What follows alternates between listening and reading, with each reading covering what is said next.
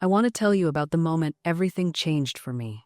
I was standing in my tiny apartment in New York, bills scattered across my table like fallen leaves, and I whispered something so quietly even I could barely hear it. Within 7 days, 3 doors opened that had been locked tight for months. Money arrived from the most unexpected places. A person I'd given up on called with an apology and an opportunity. And something inside me, something that had felt frozen and afraid, suddenly melted and began to flow again. What did I whisper? It was a song. A specific psalm that I'm going to share with you today, along with exactly how to use it so that you too can watch invisible doors swing wide open in your life. But here's what I need you to understand before we go any further, because this is where most people stumble and give up before the magic even has a chance to work. This isn't about mindlessly repeating words and waiting for the universe to drop blessings into your lap like a child waiting for Santa Claus. No. This is about understanding a spiritual law as reliable as gravity, as consistent as the sunrise, and learning to cooperate with it so completely that what you call miracles become as natural to you as breathing. I've watched this work for decades now. I've seen it in my own life and in the lives of hundreds of people who came to me confused, desperate, and convinced that their particular problem was the exception, the one thing that couldn't be fixed. They were wrong. And if you're sitting there right now thinking your situation is too complicated, too far gone, too impossible, you're wrong too. But I say that with so much love, because I was wrong about my own life more times than I can count before I learned what I'm about to teach you. The invisible doors I'm talking about aren't just metaphors. I mean real doors.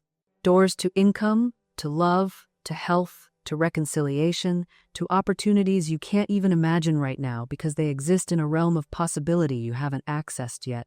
These doors surround you constantly. You walk past them every single day, but they remain invisible and locked because you haven't learned the spiritual combination that opens them. That combination is what we're going to master together over the next 7 days. Now, before we dive into the 7-day journey itself, I need you to understand something fundamental. The reason most people never tap into this power isn't because they're not good enough, or spiritual enough, or deserving enough. It's because they've been taught to look for God in all the wrong places. They've been taught that divine power is somewhere far away up in the clouds, locked behind the gates of heaven, accessible only after death or through years of sacrifice and suffering. But I'm here to tell you that this teaching has kept more souls in bondage than any chain ever could. The truth is this. The kingdom of God is within you. Right now, not someday. Not after you've earned it. Not when you've become perfect enough or prayed enough prayers. It's already there, waiting, humming with creative energy, ready to reshape your entire world the moment you acknowledge it. Think of it this way. You have a bank account with unlimited funds already deposited in your name. The money is there, real, accessible. But you've been walking around with torn pockets, begging for spare change. Never once trying to access what's already yours. Why? Because no one ever told you the account existed. No one gave you the withdrawal slip. No one taught you how to sign your name on the cosmic check. That's what we're going to change, starting today. Over these 7 days, I'm going to give you the withdrawal slip. I'm going to teach you how to access the infinite supply that has your name on it. And I'm not talking about vague platitudes or empty affirmations. I'm talking about specific, practical, tested methods, methods I've seen transform lives, from destitution to abundance, from sickness to radiant health, from loneliness to love beyond measure. You see, the universe operates on spiritual law, just as surely as it operates on physical law. When you drop something, it falls. Every single time. Why? Because gravity is law. It doesn't play favorites. It doesn't care if you're rich or poor, good or bad, it simply works. The same is true of spiritual law. When you align your thoughts and words with divine truth, manifestation follows. Every single time. Not because you're special, but because you're using the law correctly. So let me tell you what happens when you start working with this law instead of against it. You stop begging. You stop pleading with the universe like some desperate child tugging at their mother's skirt. You stand upright in your own power and you speak your word with authority. Not arrogance, authority. There's a difference. Arrogance is ego trying to muscle its way through. Authority is spirit recognizing itself. I once knew a woman who came to me absolutely frantic about money. She was weeks away from losing her home. Every morning she'd wake up in a panic, mentally rehearsing her poverty, imagining the eviction notice, seeing herself destitute, and then she'd pray. Oh, how she'd pray. But her prayers were drenched in fear. They weren't prayers at all. They were just worry dressed up in religious language. I told her, "Stop praying like that. You're using your imagination against yourself." She looked at me like I'd slapped her. "But I have to pray. I'm desperate." "Then change what you're praying," I said. "Stop seeing what you don't want and start seeing what you do want. Make a mental picture of yourself debt-free, secure, joyful. See the money flowing to you easily and naturally, and when the fearful thoughts come, and they will refuse them, treat them like unwelcome guests at your door." She went home and she did it. Every single day. When the fear rose up, she'd speak her word. "I am divinely supplied. The infinite is my source." She'd close her eyes and see herself opening mail with checks inside. She'd imagine the relief, the gratitude, the joy of being free. 3 weeks later, a business opportunity appeared out of nowhere. Someone she hadn't spoken to in years called with a proposition. Within 2 months, she'd made more than enough to save her home and clear her debts. Coincidence? Luck? No. Law, absolute, immutable, mathematical law. Because here's what you need to understand. Your imagination is the workshop where you build your future. Every mental picture you hold, you're constructing. Every feeling you dwell in, you're magnetizing toward you. You're not a helpless victim of circumstance. You're a creator. And you're creating all the time, whether you know it or not. The moment you truly understand this, really feel it in your bones, everything shifts. You stop waiting for permission. You stop hoping the universe will finally notice you. You realize the universe has been listening all along. It's been saying yes to every thought, every belief, every word you've been whispering to yourself in the dark. Most people don't want to hear this. It's easier to blame the boss, the economy, your childhood, your ex. It's comfortable to play small and say, "Well, that's just how life is." But comfort is expensive. It costs you your dreams. It costs you your power. It costs you the life you were meant to live. I've watched people cling to their victim stories like life rafts, not realizing those very stories are anchors dragging them under. They say, "I can't succeed because," and then fill in the blank with 1,000 excuses. What they don't see is that every time they speak that sentence, they're giving orders to the universe. They're saying, "More limitation, please. More proof that I'm stuck. More evidence that I'm powerless." And the universe, being the perfect servant it is, delivers exactly that. But here's the beautiful part, the part that should make you want to leap out of your chair. You can change the order times right now, this very second. You don't need a degree in metaphysics. You don't need to wait until you feel ready. You don't need anyone's approval. You just need to start speaking differently. Start treating your words like the powerful tools they are.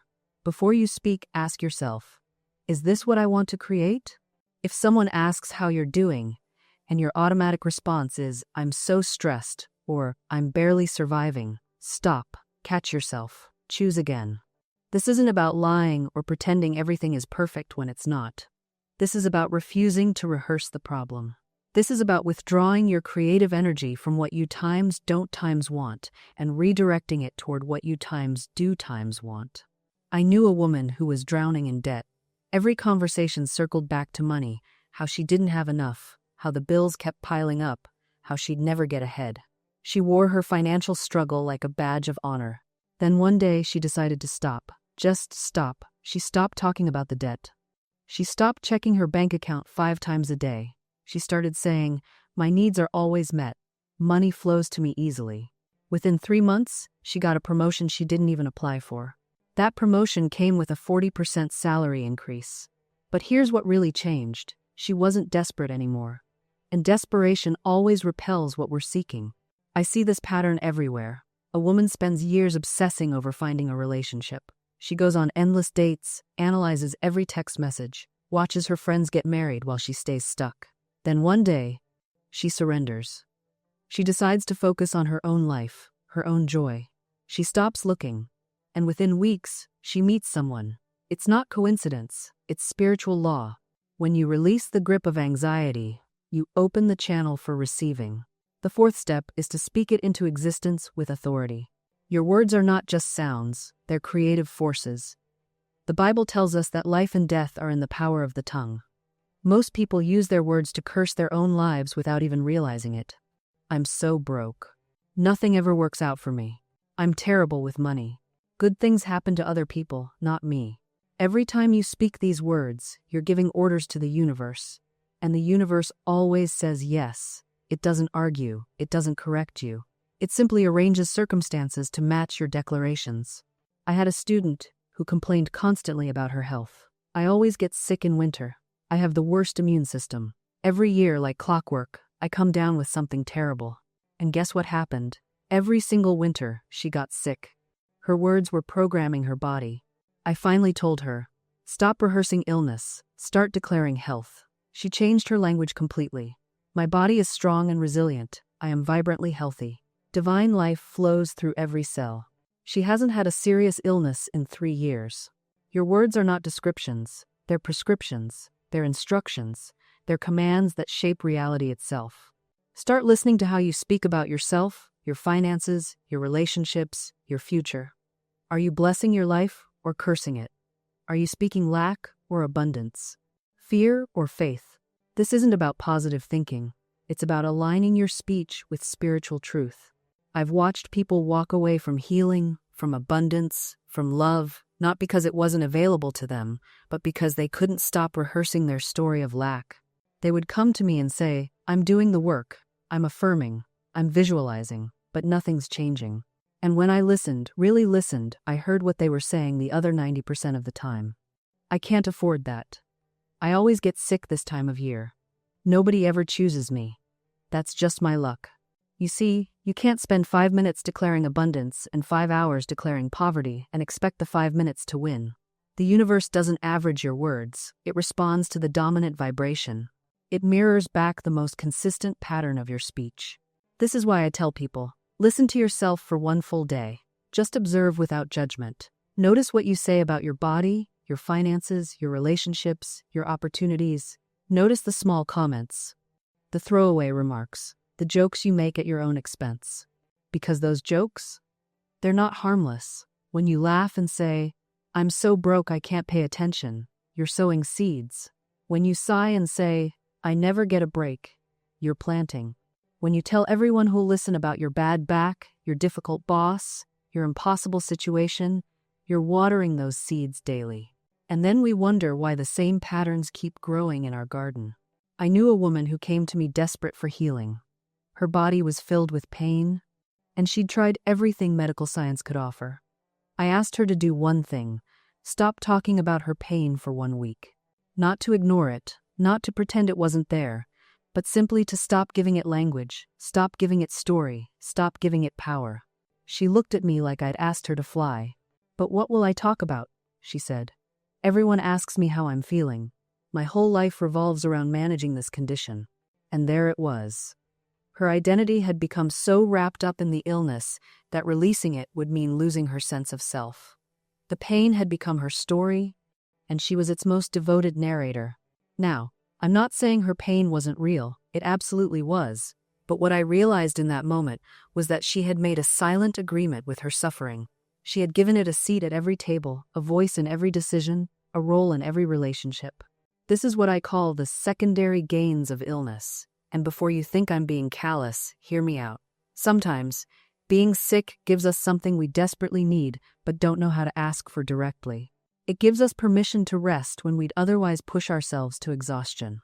It gives us attention from people who might otherwise overlook us. It gives us a valid reason to say no to obligations that drain our soul. It gives us an identity when we've lost ourselves in serving everyone else. The woman in front of me wasn't consciously choosing to be sick, but unconsciously her illness was meeting needs she hadn't learned to meet in healthier ways. It was her rebellion against a life that demanded too much. It was her protection against deeper pain she wasn't ready to face. It was her language when she didn't have words. I see this pattern everywhere. The man whose chronic back pain flares up every time his demanding mother calls. The woman whose migraines arrive like clockwork before family gatherings. The executive whose digestive issues coincide perfectly with his most stressful work periods. The teenager whose mysterious fatigue began right when she needed an escape from unbearable social pressure at school. The body never lies. It speaks the truth we're too afraid to say out loud. Here's what's radical about this understanding. Once you see the pattern, you can't unsee it. And once you understand what your illness is doing for you, what need it's meeting, what it's protecting you from, you can begin to meet that need in a different way. You can learn to rest without needing a diagnosis to justify it. You can learn to set boundaries without requiring a medical condition as your excuse. You can learn to ask for help directly, instead of waiting until your body breaks down and forces others to notice. Because here's what nobody tells you about invisible illness. It gives you something.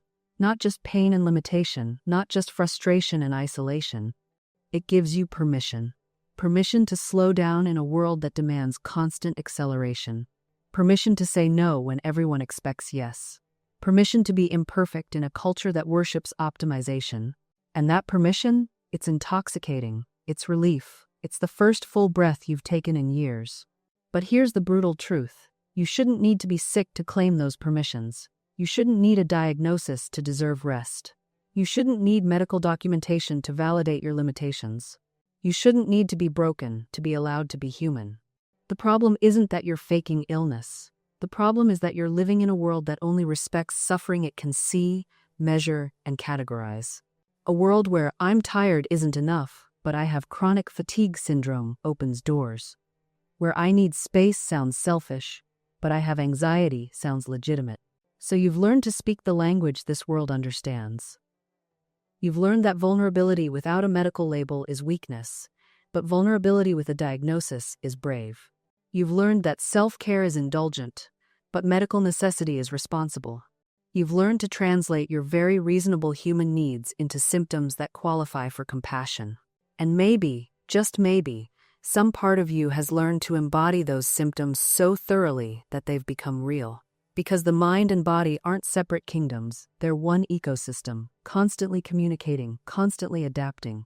When your mind needs rest but won't give itself permission, your body can create the conditions that make rest mandatory. When your heart needs protection but doesn't know how to build boundaries, your nervous system can construct walls of pain that keep everyone at a safe distance. This isn't manipulation. This isn't deceit. This is survival. This is your system, finding the only path to what it desperately needs. And here's what makes this even more insidious. Your nervous system doesn't just times accept times chaos. It starts to times require times it. Because in that constant state of emergency, something miraculous happens. You become hyper-focused. Your senses sharpen. Time slows down. You're reading micro-expressions, calculating outcomes 3 moves ahead, preparing your defense before the attack even fully forms. This is what psychologists call hyper-vigilance. But let me tell you what it really is. It's a superpower born from necessity. When you grow up in a war zone, you develop radar that other people simply don't have. You can sense tension in a room the moment you walk in. You know someone's mood from the sound of their footsteps. You can predict an argument 45 minutes before it actually starts. This isn't paranoia. This is pattern recognition refined to an art form. And your nervous system becomes addicted to that sharpness, that clarity, that sense of being times ready asterisk. Because being ready means being safe. Being alert means surviving another day. So when peace comes, and I mean real peace, the kind where nobody's yelling, where doors close softly, where you're actually safe, your system panics. Because it has spent years building its survival strategy around chaos, it has trained itself to function at its absolute best when everything is falling apart. And now you're asking it to just relax, to stand down, to operate without that constant surge of adrenaline and cortisol that's been fueling it for as long as it can remember? That's like asking a soldier who's been in combat for a decade to immediately adjust to civilian life. The skill set doesn't transfer. The environment is all wrong. Everything feels too quiet, too slow, too unpredictable in its predictability. So your system does the only logical thing it knows how to do. It recreates the battlefield. You pick the partner who keeps you guessing. You take the job with the volatile boss. You manufacture crisis where none exists because crisis is your comfort zone. And the cruelest part? You don't even realize you're doing it. You think you're just unlucky in love, just stuck in a difficult work situation, just prone to drama. But no, you're not attracting chaos. You're time selecting times for it. Your nervous system is running a background program, filtering every opportunity, every relationship, every possibility through one simple question. Will this keep me in the state I know how to navigate? And what state do most of us know how to navigate? Struggle, striving, hustle, the grind. We've been conditioned to believe that anything worth having must be wrestled from the jaws of resistance, that if it came easily, it doesn't count. So when ease shows up, when opportunity arrives without the battle scars, when love appears without the drama, when money flows without the all-nighters, we don't trust it, we reject it. Not consciously, of course. We simply forget to follow up. We get busy. We find a reason why it's not quite right. I've watched people turn down job offers because they seemed too good to be true. I've seen relationships end because they were too easy, as if struggle is the only proof of value. I've witnessed entrepreneurs sabotage their own success because deep down, they believed that if they weren't exhausted, they weren't earning it. This is the loyalty program at work, and it's costing you everything. Because here's what happens when you're loyal to your limitations. You start to interpret everything times through that lens. A compliment becomes suspect. A break becomes a sign you're not working hard enough. Rest becomes guilt. Joy becomes uncomfortable. You know that feeling when something wonderful happens, and instead of celebrating, your first thought is, what's the catch? Or, when's the other shoe going to drop? That's not intuition. That's your loyalty program running a security check, making sure this new experience aligns with your identity as someone for whom life is hard. And if it doesn't align, your system will find a way to course correct. You'll create the drama. You'll manufacture the obstacle. You'll pick the fight, miss the deadline, or make the mistake that brings you back to familiar ground. I'm not saying you do this maliciously. I'm saying your nervous system does it automatically, the same way your body regulates temperature. You have a set point for struggle, and when life drifts too far toward ease, your internal thermostat kicks in to bring you back to normal. Now, let me show you how insidious this really is. You finally land the job you've been visualizing. Within days, you're scanning for what's wrong. The commute's too long. Your desk faces the wrong direction. Your manager seems distant. You construct elaborate narratives about office politics that may not even exist. You're not gathering evidence of success, you're building a case for inevitable failure. Or perhaps you meet someone who genuinely adores you. They're consistent, available, kind. And suddenly, you become a detective, investigating their flaws. You analyze their text response time. You question why they're being too nice. You create tests they don't know they're taking. You're so conditioned to earning love through struggle that freely given affection feels like a trick. This is your thermostat at work. And here's what makes it truly tragic. You think you're being realistic. You call it managing expectations. You tell yourself you're just being careful, protecting yourself from disappointment. But what you're actually doing is pre-disappointing yourself so reality doesn't have to. You're running ahead of your blessings with a sledgehammer, smashing them before they can fully form, then pointing to the rubble as proof that good things never last. The universe hears this, not as judgment, but as instruction. You keep showing it what you expect, and it keeps delivering exactly that. Not because it's punishing you, but because it's mirroring you. You are in a constant conversation with reality, and your dominating vibration always wins. Always. So when you say, I want abundance, but nothing ever works out for me, the universe doesn't hear your want. It hears your dominant belief, your but, and it matches that frequency with precision. Now we arrive at the part most people miss entirely. You've been taught to believe that change is hard, that transformation takes years, that you need therapy, healing, multiple modalities, a complete overhaul of your personality before you can experience something different. But that's not how the subconscious works. Your subconscious doesn't care how long you've held a belief. It doesn't matter if you've been thinking the same thoughts for 30 years or 30 minutes. The subconscious operates in the present moment only. It accepts whatever you impress upon it right now. Think about that. The pattern you've been running your entire life can shift in an instant, not because you've done years of inner work, but because you've made a different choice about what's true. I've seen people transform their financial reality overnight. Not because money suddenly appeared, but because their relationship to money shifted so completely that opportunities they'd been blind to suddenly became visible. The money was always there. They just couldn't see it through the filter of lack. I watched a woman who'd been single for 8 years meet her partner within weeks of changing one belief. Not, I want love. Not, I'm ready for love. But I am loved. I am already the person who has this.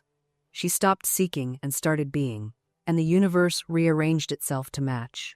This is what I mean by the subconscious operating in present time. It doesn't need your history. It doesn't care about your story. It only responds to the frequency you're emitting right now. So when people say, but I've tried affirmations and they don't work, I know exactly what happened.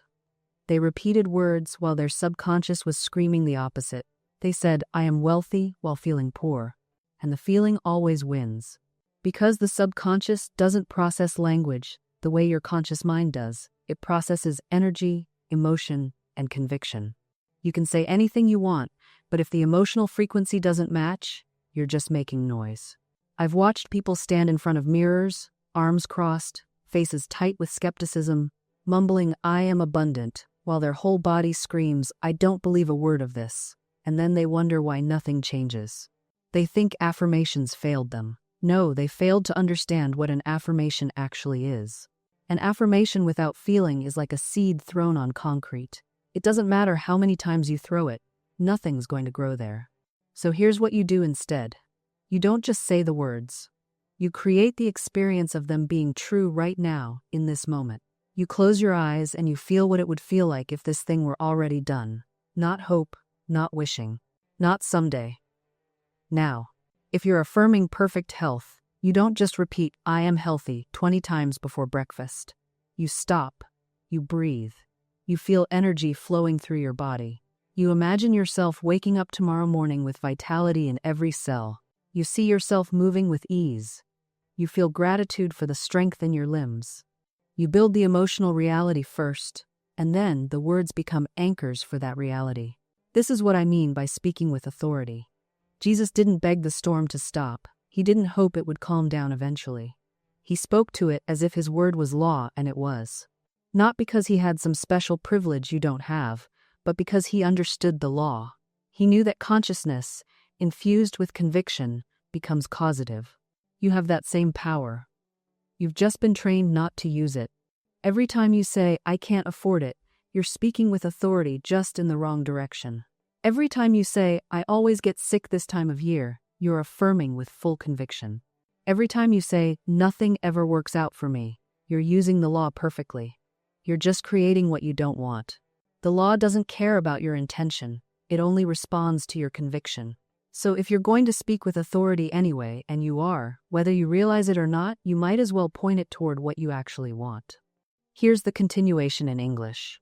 Now, I want to address something that trips people up constantly. They come to me and say, Florence, I've been affirming for weeks. I've been declaring my good, but nothing's changed.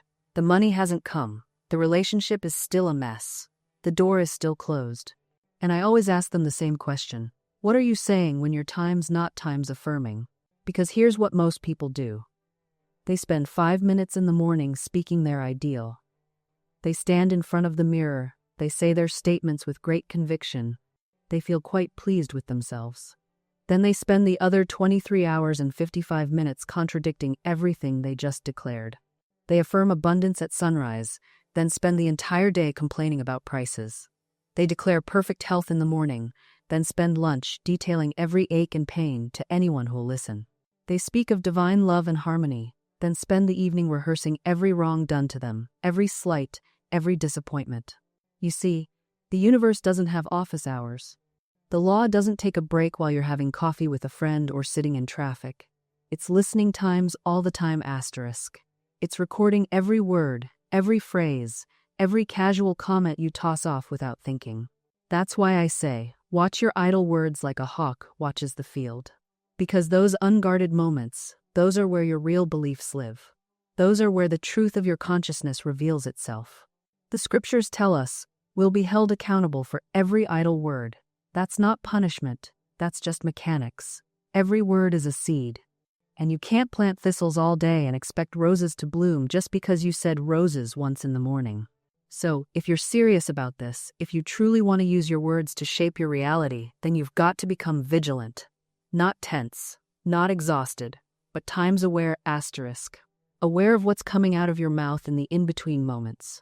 In the casual conversations, in the private thoughts you speak aloud to yourself.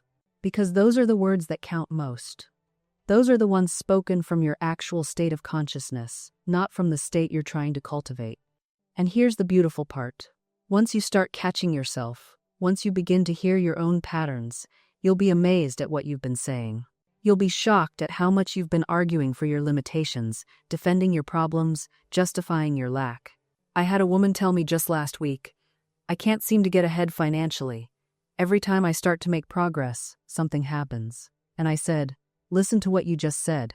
You've written your own script. You've decreed that every time you make progress, something happens to pull you back. She looked at me with such surprise, as if she'd never heard her own words before. And that's exactly the problem. We don't hear ourselves. We speak our lives into existence every single day, and most of us are completely unconscious of the words we're choosing. We say things like, I always mess this up, or nothing ever works out for me, or I'm just not lucky, and then we wonder why our circumstances keep reflecting these exact statements back to us. It's not mysterious. It's not cosmic punishment. It's simply law. The law of mind that responds to the word you give it. Now, I know some of you are thinking, but Florence, sometimes I have to be realistic. Sometimes I have to acknowledge what's actually happening in my life. And here's where we must make an important distinction. There's a difference between acknowledging a current circumstance and claiming it as your permanent identity. There's a difference between saying, I currently have financial challenges I'm working through, and saying, I'm broke, I've always been broke, I'll probably always be broke. One is an observation. The other is a decree. One leaves room for change. The other nails the door shut. You see the difference? When you catch yourself speaking limitation, you can simply stop mid-sentence. You don't have to finish the thought. You don't owe your negative patterns the courtesy of completing their narrative. You can literally stop, take a breath, and choose different words. This isn't denial of reality. This is the creation of a new reality through the power of your conscious word. I've watched this play out in the most remarkable ways. A woman came to me once, struggling with financial lack. Every day, she would say, I never have enough. Money slips through my fingers. I'm terrible with money. These weren't just observations. They were commands to her subconscious mind, orders being fulfilled with perfect precision.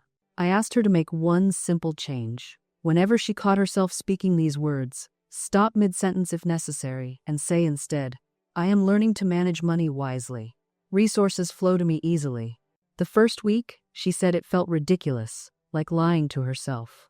But she persisted. Within 3 weeks, unexpected money arrived, a refund she'd forgotten about, a small inheritance from a distant relative, a raise at work. None of these were coincidences. She had stopped blocking the natural flow of abundance with her contradictory words. Your word is not just description, it's prescription. You're prescribing the experience you'll have. Now, here's where most people stumble. They want to change their words without changing their inner conviction. They recite affirmations while their inner voice screams the opposite. This creates conflict, and conflict delays demonstration. The secret is to find words that you can actually believe right now, today, in this moment. You don't have to leap from I'm broke to I'm a millionaire in one breath. You can say, I'm opening to greater prosperity. I'm willing to see new financial opportunities. Every day, my relationship with money improves. These statements create a bridge between where you are and where you want to be. They're honest enough that your subconscious accepts them, yet powerful enough to shift your direction. I remember a man who desperately wanted to heal a relationship with his brother. They hadn't spoken in 5 years after a bitter argument. He would tell everyone, my brother is stubborn. He'll never forgive me. Our relationship is permanently damaged. I said to him, every time you speak these words, you're building a higher wall between you. Your words are cementing the separation you claim to want to heal. He began speaking differently. My brother and I are finding our way back to each other. Love is dissolving the barriers between us. The perfect timing for our reunion is unfolding now. Within 3 months, that family was reunited. The brother reached out unexpectedly, saying he'd been thinking about him constantly and felt compelled to call. That's how the law works. It operates through what appears as natural impulse and coincidence, but it's really divine order responding to your word. Now, I want to address something that trips up so many people: the difference between prayer and worry. They look similar from the outside, both involve thinking intensely about a situation, but they produce opposite results. Prayer is focused, affirmative, and releases the burden. Worry is repetitive, anxious, and tightens the grip. Prayer says it once with conviction and then rests in faith. Worry says it 1,000 times with fear and never finds peace. I've watched people who call themselves spiritual spend hours each day holding someone in the light or sending healing energy, when what they're really doing is worrying with spiritual vocabulary. The desperate, clutching quality of their thoughts betrays them. They're not trusting, they're trying to control through sheer mental force. True spiritual work is effortless. You speak your word, you see the invisible reality with your inner eye, and you let it go. You don't have to strain or push or manipulate. The universe is more invested in your good than you could ever be. Your role is simply to align yourself with what already exists in the spiritual realm. Think of a seed planted in soil. Does it benefit from you digging it up every day to check its progress? Does your anxious monitoring make it grow faster? Of course not. Your interference actually delays the very thing you're waiting for. The seed has intelligence within it. The soil has nutrients. The sun and rain do their work. Your job is to plant it and trust the process. The same principle applies to your demonstrations. Once you've planted your word in the universal soil, leave it alone. Don't keep digging it up with doubt. Don't flood it with the anxiety water of, is it happening yet? Let the law do what the law does. A woman came to me desperate for employment. She had been out of work for 8 months, and her savings were nearly depleted. I gave her the affirmation: infinite intelligence opens the perfect door for my highest good. I am led to the right position with right action. She said it with conviction, felt genuine relief, and went home peaceful. But the next day, panic returned.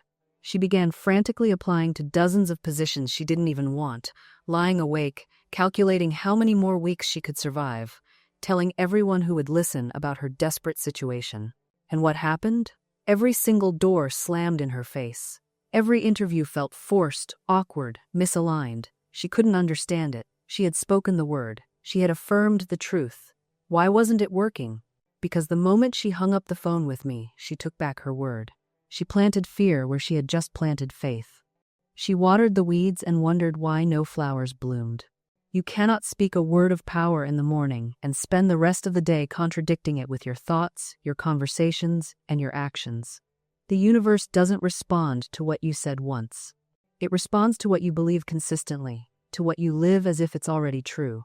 This is not about pretending. This is not toxic positivity or spiritual bypassing. If you're feeling fear, acknowledge it. If you're anxious, don't deny it. But don't let those feelings dictate your next move. Don't let panic make your decisions. Don't let worry write your affirmations or doubt design your day. Feel the fear, then speak the truth anyway. Acknowledge the anxiety, then act from faith anyway. The feelings are visitors. They don't get to set up permanent residence. They don't get voting rights in your spiritual parliament. That woman? I told her gently but firmly, you must stop discussing your lack with everyone you meet. Every time you rehearse the problem, you're recreating it. Every time you describe your desperation, you're deepening the groove of that experience. She was shocked. She thought she was just being honest, just venting, just asking for support. But there's a difference between asking for prayer and broadcasting defeat. There's a difference between honest vulnerability and constant rehearsal of catastrophe. So I gave her a new assignment. Every time she felt the urge to complain about her situation, she was to say instead, silently or aloud, I give thanks that infinite intelligence is now leading me to my right work. Every time someone asked about her job search, she was to respond with calm certainty. It's all working out perfectly. I'm being led to exactly the right opportunity. Not as a lie, as a higher truth she was choosing to align with. Within 2 weeks, Margaret began to notice something remarkable.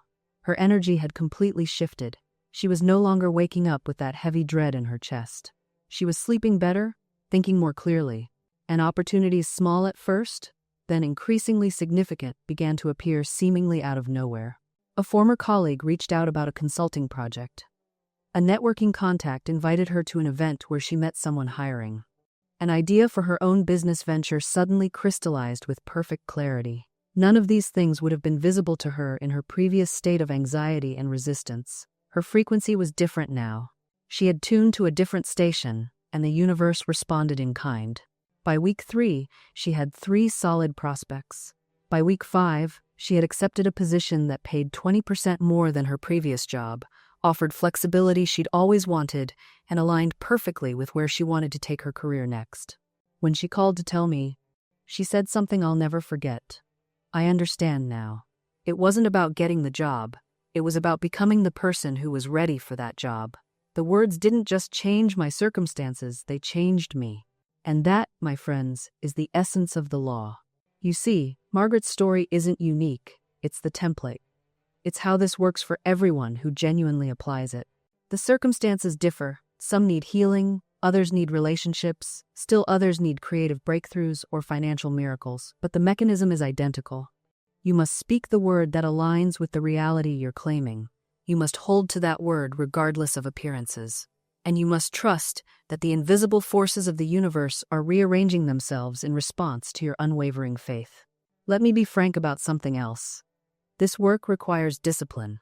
Not the harsh, punishing discipline of forcing yourself to do things you hate, but the loving discipline of a gardener who tends her seedlings daily, who pulls the weeds before they choke out the flowers. Your daily practice might be reading affirmations, visualizing your perfect outcome, speaking words of gratitude even when circumstances suggest otherwise. It means catching yourself when the old pattern starts to play, that familiar voice of lack, of limitation, and gently, firmly, replacing it with the truth of abundance. I've seen people transform their entire reality by doing nothing more than changing their habitual thought patterns. A woman once told me she had repeated, "I am surrounded by loving, supportive people," for 3 months while feeling utterly alone. She said it felt like lying at first, but she persisted. Within that time, she met a circle of friends who became like family. Opportunities for connection appeared everywhere, and even the difficult relationships in her life either healed or naturally fell away.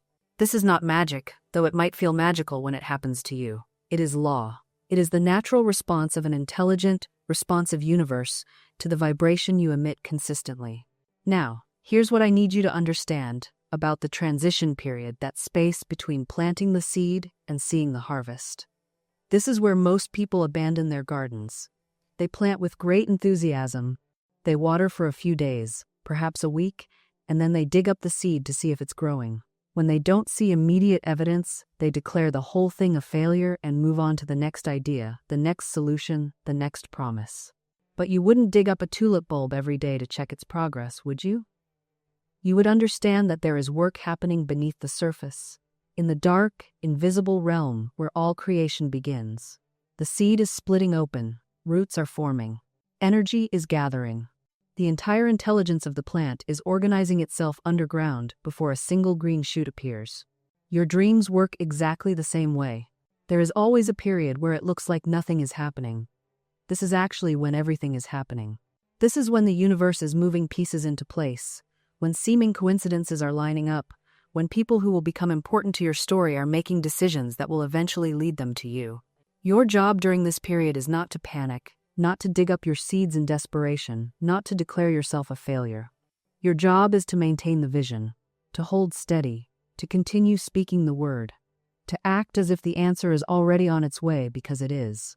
This is where most people stumble. They speak the word once, maybe twice, and then they abandon ship at the first sign of delay.